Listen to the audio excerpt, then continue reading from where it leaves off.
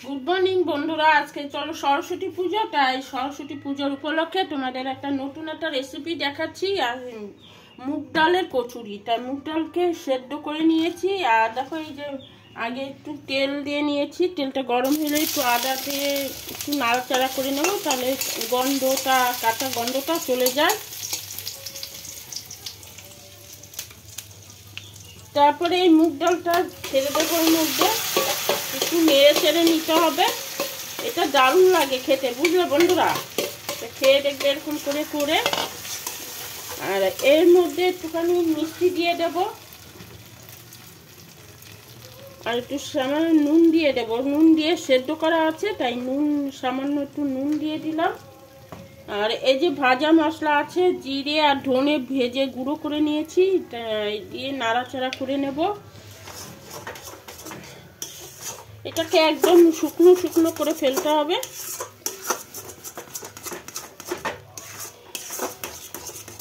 এটা একটু ভেজে নিতে হবে। ভেজে নিয়ে তারপরে প্রেসারে সিটি দিতে পারো, না হলে কড়াইতে একটু সিটি দিয়ে কষিয়ে সেদ্ধ করে নিতে পারো। এরকম করে খেয়ে দেখবে বন্ধুরা, খুব ভালো লাগে খেতে। আর আমি আটা দিয়ে বানাবো, কারণ এই ময়দা তোমাদের দাদাভাই আবার একটু সহ্য করতে পারে না। ময়দা দিয়ে বানাবো না, আমি আটা দিয়ে বানাবো। এটা খুব কম সময়ের মধ্যে এই রেসিপিটা করা যায়। দেখো বন্ধুরা, আমি একদম শুকনো শুকনো করে ফেলেছি। এবার 5 মিনিটের জন্য এটাকে একটু ঠান্ডা করতে দেব।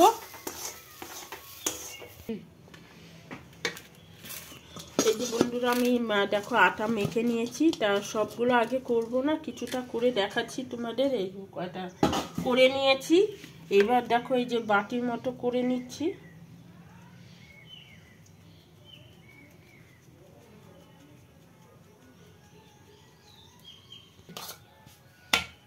এবার আমি এর মধ্যে দিয়ে দিলাম,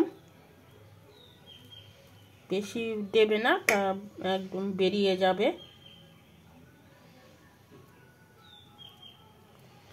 এবার এই যে মুখটা আছে, মুখগুলো একদম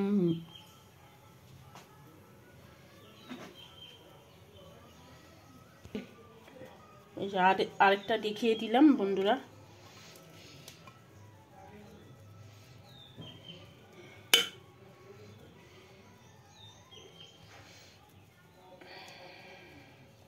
ভালো করে মুড়িয়ে নেবে, তা না হলে বেরিয়ে যাবে।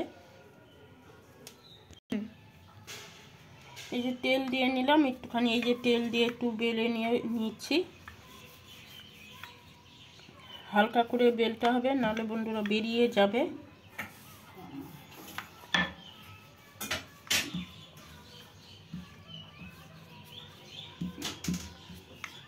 আরেকটা করে দেখাচ্ছি বন্ধুরা।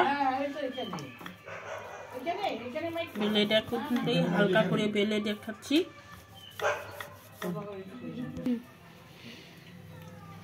এই বন্ধুরা হয়ে গেছে। আমি এবার দেখো তেলে ছেড়ে দিলাম।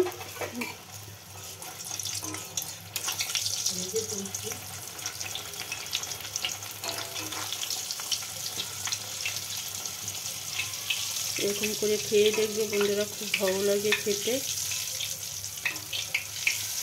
মুগ ডালের কচুরি সরস্বতী পুজোর উপলক্ষে বা সকালে টিফিন করা হলো।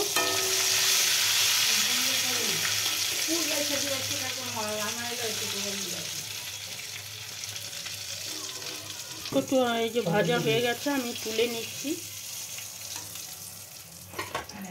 আরেকটা ভেজে দেখাচ্ছি।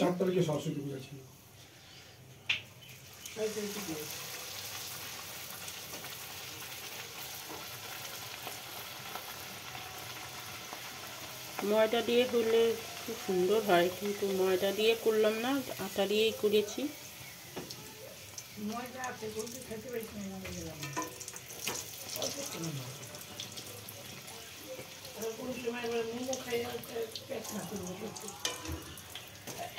দুটো ভেজে দিলাম, এবার খেয়ে দেখুক কিরকম হয়, খেয়ে বলো কেমন।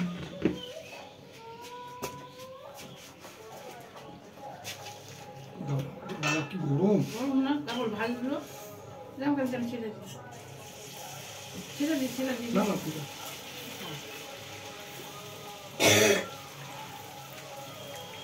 সামনে আন, শুনতে পাবি না।